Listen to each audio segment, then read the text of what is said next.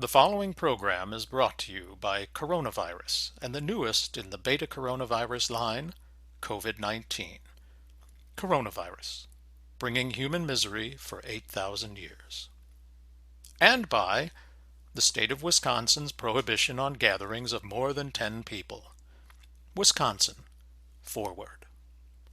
And by the faculty and staff of Lawrence University.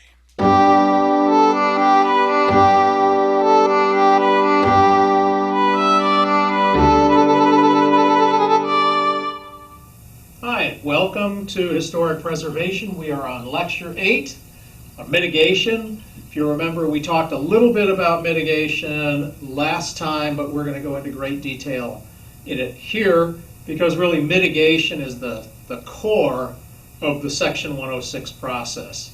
Once you have determined that there's a federal project or undertaking and that historic structures, places, whatever, might have an adverse impact, then you got to start this process of mitigation to figure out what to do to minimize that adverse impact. Now, before doing that, there are some considerations that have to be made. One of them is, what is the relative historical importance? In the last lecture, we talked about Lawrence building a new dormitory on the quad and potentially tearing down the existing fraternities, small houses that are there.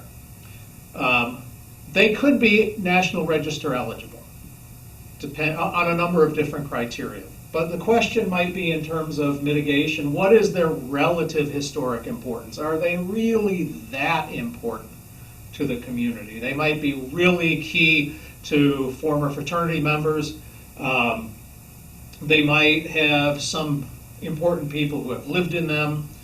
But we could ask, architecturally, are they that important in terms of the larger history of Appleton or of the state or of the nation? Are they that important? So the relative historical importance there may not matter, and it may be fine as part of the mitigation just to tear them down.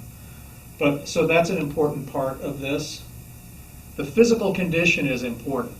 Preserving something that is in really terrible condition is going to raise two questions. One is, does it still have its historical importance if it's in a terrible physical condition? Certainly if its National Register eligibility is based on the architecture or workmanship, that's going to significantly affect the eligibility if the physical condition is poor. If it's an important location where something happened, physical condition may be of less importance. But you also have to take into account, will its importance still be there if you don't reconstruct what had been there, if you don't rebuild it? Third one is the proposed use. That's an important consideration. If the proposed use is one that is going to mean that the structure is totally transformed, that it really bears nothing like its original purpose. If a landscape, say a battlefield we had, if the proposed use of whatever's going in next door to it was a playland or a fun park or something, those two things might not mix so well. So proposed use is an important part of mitigation, to think about what are you actually going to use this property for. So those are all important considerations in terms of mitigation. Local building codes become extremely important because if you have a use that violates local codes, that's going to be a problem. If the physical condition violates local codes, that's a problem. Local historical importance is not as important, not as key, but local building codes can be very restrictive. And they may mean that you really can't reconstruct a property or rebuild a property. It means you might not actually be able to do what you propose to do there. It may not be zoned, for example, for multi-unit residences when that's what you want to do to a historic paper mill, for example. So the local building and municipal codes become very important in considerations about how you go about mitigating the adverse impacts to a project. All right, so some basic concepts in mitigation, basic things that are done. The most simple way of mitigating adverse effects is to record what's there before the effects take place. Straightforward. It's really what archaeology often does, is just to record the material that's there before it's destroyed, because archaeology effectively destroys the context, which is the key part of the archaeological record, the context between and among artifacts, ecofacts, fossils, and features. You take it 120, you know that. And so really what you get from archaeology is records. But the same can be true in terms of buildings, where you do detailed recording of a building as it existed, and then when it's destroyed, torn down, you still have that record of what the building was like. And basic mitigation can be as simple as recording. That recording might include detailed plans, detailed photographs. If you have a garden that is going to be destroyed because of a highway project, you can do detailed plans of the garden, what was in it, take all kinds of photographs. Sometimes that's all the mitigation that you can do, is just record what was there before the undertaking creates the adverse effects. In archaeology, we do survey testing and excavation, and as I said, that's basically recording. I mentioned this last time in Cultural Resources Management, or CRM, archaeology. We call this Phase 1, Phase 2, and Phase 3. And in fact, most mitigation processes only go to Phase 2, where you identify something that is interesting in a beginning survey, and as part of the 106 process, you then go in and test it to see what really is there. And if what's there does not have great historical importance, it's another archaeological site, but it's like many others. The context within it is not that good, those kind of things, then the project goes forward. If there's really something spectacular and unique there, we might excavate it, or as we talked last time, and we might just move the project around it so it doesn't impact that archaeological piece. Okay, let's take a short break. And now, gratuitous sex. I suppose you'll think me a sentimental old fluff, but would you mind giving me a lock of your hair? A lock of my hair? Why, I had no idea. I'm letting you off easy. I was going to ask for the whole wig. We are back. Now we're going to go through the 4 forms of more formal mitigation of historic properties. The first one, and maybe the most unusual, or the second most unusual, is what's called preservation. And really what that means is maintenance of a property without significant alteration to its current condition. So I'm going to show you one example of this in a minute. One of the issues with this is that buildings are constantly changing. Buildings evolve.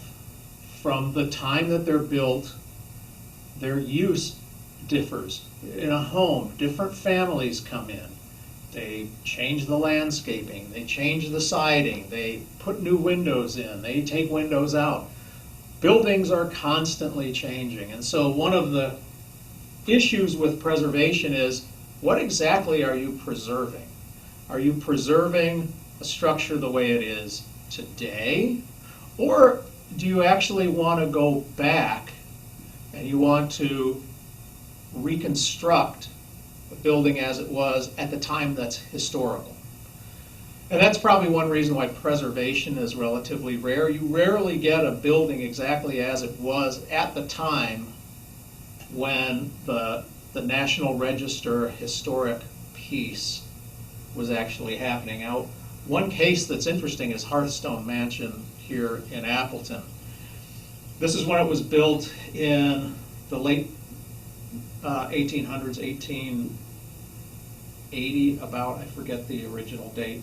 This is it today, with very, very little rehabilitation going on with it. You can see that they're very similar, and there hasn't been a lot of work done on this house. That's really a case of preservation. You've got it in mostly in its original condition. You just keep it up. You make sure that everything is still intact and still working well. This porch, for example, has had to be rebuilt several times because it keeps rotting, and that makes sense. You know, it's an exterior porch.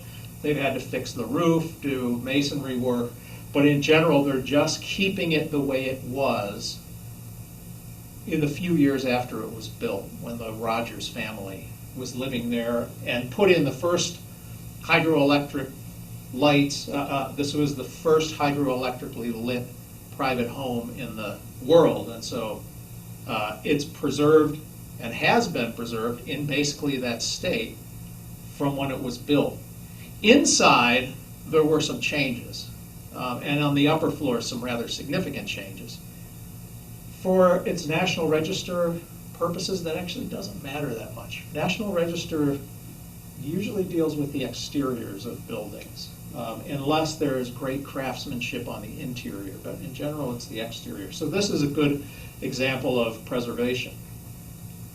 Rehabilitation is another thing that can happen, and this maybe is the most common thing that happens, is rehabilitation. The book talks about this as adaptive reuse. I like the term repurposing, because usually that's what's being done. You're taking a building that had one purpose and you're repurposing it to a new purpose. And in the transition, you are maintaining the historic structure. So you're mitigating the destruction of a historic structure, but you're repurposing it for a new role. Now, we talked about Lawrence University campus and the quad and the fraternities there. You want to put up a new dormitory. Maybe one of the things you do is you remodel or rehab the existing fraternities into new dormitories. That would be a sense of repurposing. Maybe what you actually need is you need a new academic building. Well, maybe you repurpose those dormitories, those small houses, into academic buildings. Then you don't tear them down, and that's the mitigation. You use them for a new purpose. You don't knock them down and build a building specifically for the new purpose. You take the existing building and repurpose it.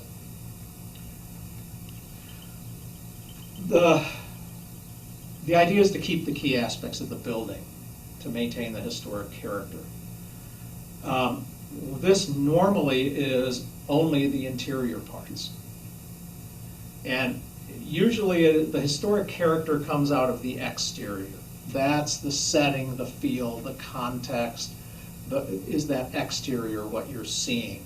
And in rehabilitation or repurposing, what typically happens is the interior is changed for a new purpose. And a classic example here is the Fox River Mills down by the tennis courts here, which was an old mill, paper mill.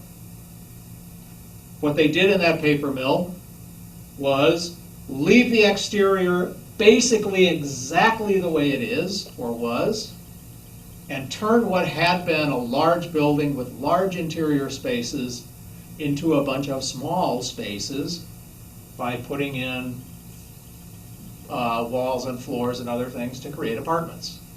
Creating apartments out of old industrial buildings is a classic example of repurposing, and it happens all over the place because, in fact, these old buildings are built really well. And they have all kinds of nice features that people like. Iron bars and exposed brick and beams and all that kind of stuff, so that they're very desirable as apartments. They have lots of character.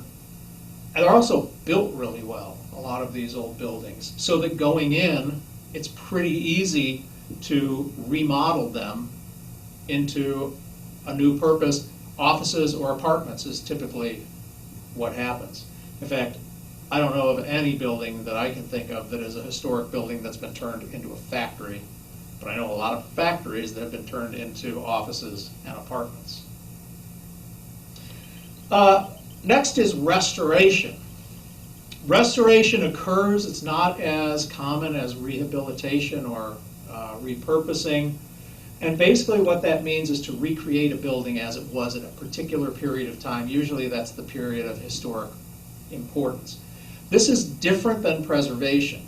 Preservation recognizes that a building changes over time, and you only get a very few cases where you're lucky enough that the building that still exists directly represents the time of its importance, that you can just preserve it. That's one of the things. Hearthstone is really unique in that way. Restoration involves recreating a building. Sometimes that involves preservation. Sometimes it involves reconstruction of pieces of the building so that you capture the building in a particular time that you want. So an example of that, I'll come back to this, is the Greenough Mansion. So this is what it looked like in the 1930s when it was taken over by Outagamie County, and you can see it's in a state of disrepair. But, well, you might say the bones are all there.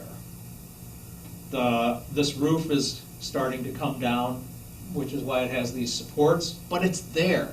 All the pieces are there. So it can be rebuilt, it can be remodeled, it can be brought back to a time period when it was first built.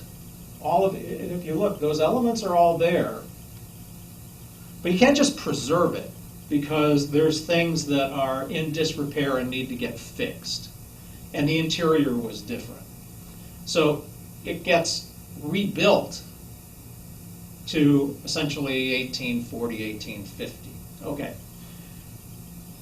This requires careful consideration and research because when you want to go from here, 1930, to there, 1830, you have to know what you're going to. What has actually been changed on this building between this time and the time you want to represent, or the time you want to reconstruct? You have to research the building carefully. You have to research what the building was in the time you want it to be. And that involves a lot of specialist work. And some of the ones that are talked about in the book are paint analysis to find out what the original paints were on the building or inside the building, analysis of carpets, of wallpapers, of windows, window treatments, all of those kinds of things to see what it would have looked like when it was first constructed, which is the time period that the Greenough house is going for. If you don't do that, then you kind of have a mishmash of things. A reconstruction like this is relatively rare, not as rare as a preserved building, and mostly these reconstructions are either for historical museum purposes, as a historic house museum, or they're done by somebody who just loves that historic stuff and wants to live in a house from the 1840s.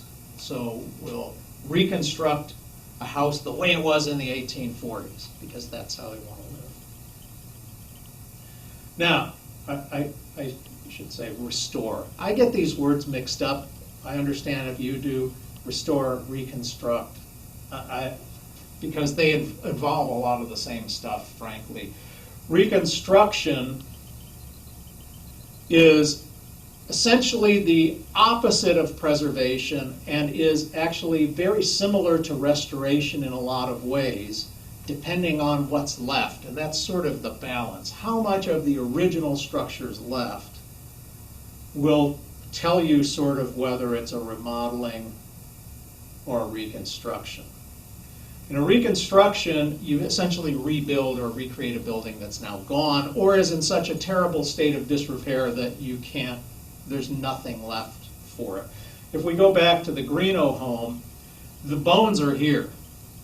It has a lot of structural damage to it, but getting from here to there is really just a restoration process. It's not really reconstructing that much of it other than taking the rotten pieces out, making new ones, and putting them back.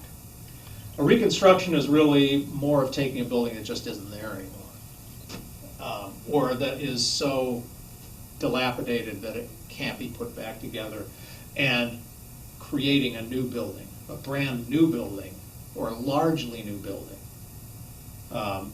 to represent, in a sense, the old one. Usually those are for museums or for living history reconstructions. It's not the kind of thing that businesses do to create offices or living spaces or homeowners do. It's usually a museum purpose, and here's a classic example of that. This is Doty Cabinets on Doty Island in Neenah, nearby here. It was built by the second governor, territorial governor of Wisconsin, James Doty, the first Supreme Court justice of Wisconsin, built in about 1844, so the mid-1840s. And this is a picture of how it existed in the 1920s, I think. This looks pretty good, but in fact, it was in horrible repair. It was falling down. Large parts of it were rotten.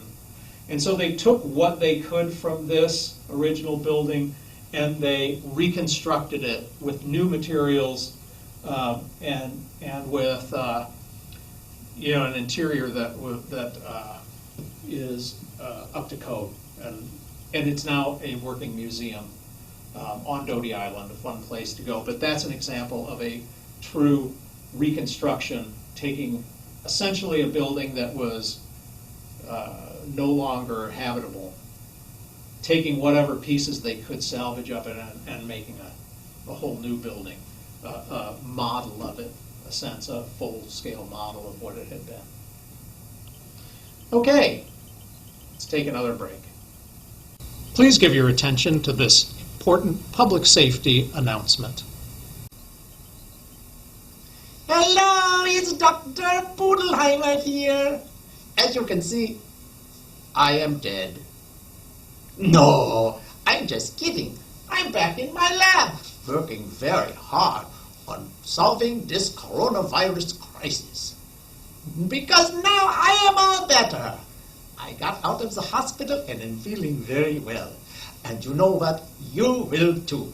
Whether you have to self-isolate, or shelter in place, or quarantine, after time, the virus will work its way through you and you will be all fine. And so will all of us. Okay, auf Wiedersehen. Tschüss, bye-bye.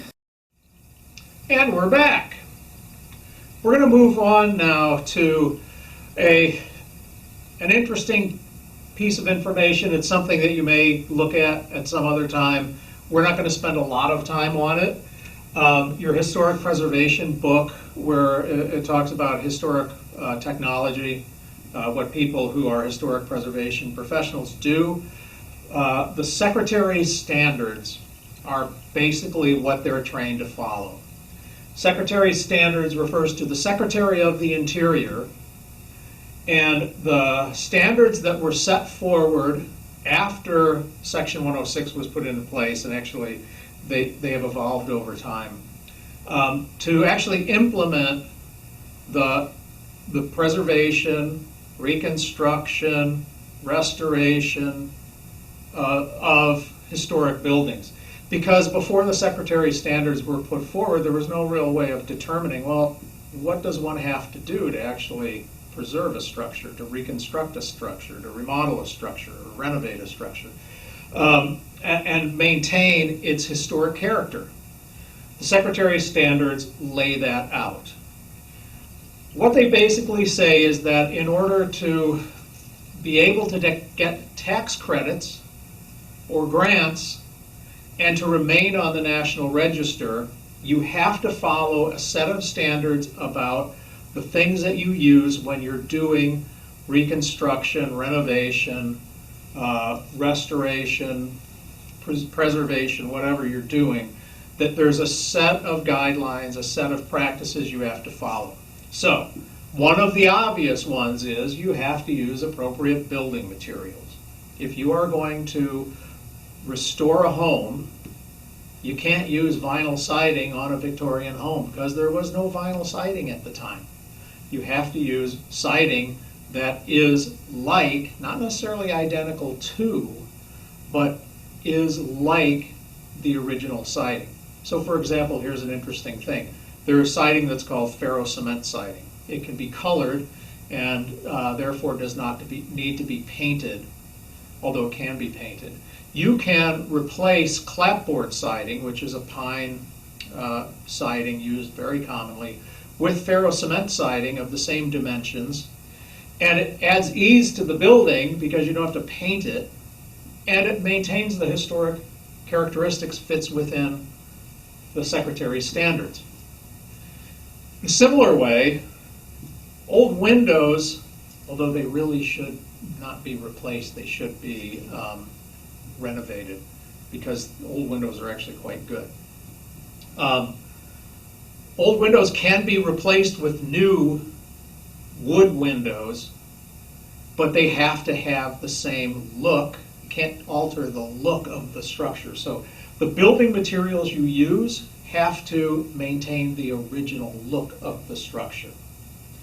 The building features and systems have to maintain the same look of the structure. And what that essentially means is features are things like the moldings, the wood decorations on the outside. Systems are things like the gutters and downspouts, the chimney systems. You can't have a big metal pipe thing coming out of the top of the chimneys. They have to look the same. And the Secretary's Standards discusses and defines what those are.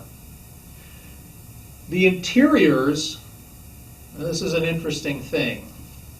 The interiors are not really covered that much under the Secretary's Standards unless those interiors contribute to the National Register standing of the structure. And in that case, basically the features and the materials have to stay the same. Very rarely are building interiors a part of the National Register nomination or the keeper putting it on the register. There can be some things, woodwork, stained glass, things like that, those have to be maintained as they are. And if that's the reason why the building is listed, you might have some problems in adaptive reuse or repurposing because those have to stay in place. But basically the same kind of things for interiors. Key part of the Secretary's Standards is that the site and the setting have to remain the same. You cannot move the building, for example. You can't totally change the site and the setting because then you're taking away the atmosphere, the feel, the context of a National Register property. So under the Secretary's Standards, you can't alter the site and the setting. You can't put in a tennis court in front of a historic building and maintain the Secretary's Standards and maintain listing on the National Register and availability of tax credits and grants. Interestingly enough, in old photographs of Hearthstone, there is a tennis court in front of that house. It doesn't look like it was necessarily a well-made permanent court. I think the owners probably just put it in and put a fence up. But in that case, you could put a tennis court in if it was really part of the original setting. But normally, things like that you couldn't do. One of the things that the Secretary's Standards encourages is not so much preservation, but in the process of doing preservation, of doing renovation, of doing reconstruction, whatever you're doing, that you look for resilient and sustainable materials, resilient and sustainable ways to maintain a property. So for example, at the Greeno house, there's air conditioning and heating.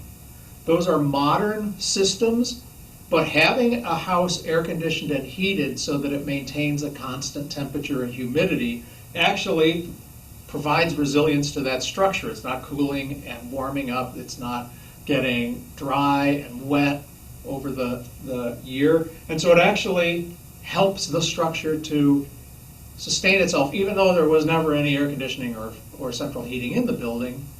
That is part of resilience.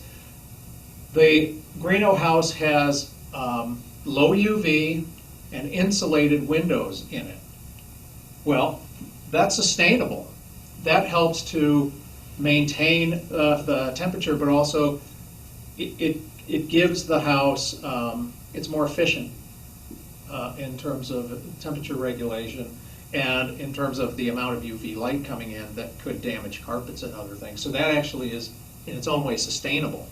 The Secretary standards do not mean you can't put modern things in that help a building to be better, to preserve better, to adaptively reuse or be repurposed better. You can do those things that make the building better as long as it maintains the features and the site and setting and that maintains its historic character.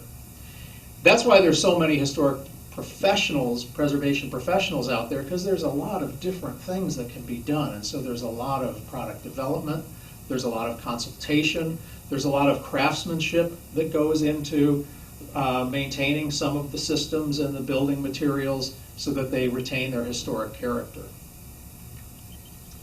Okay, we'll see you next time.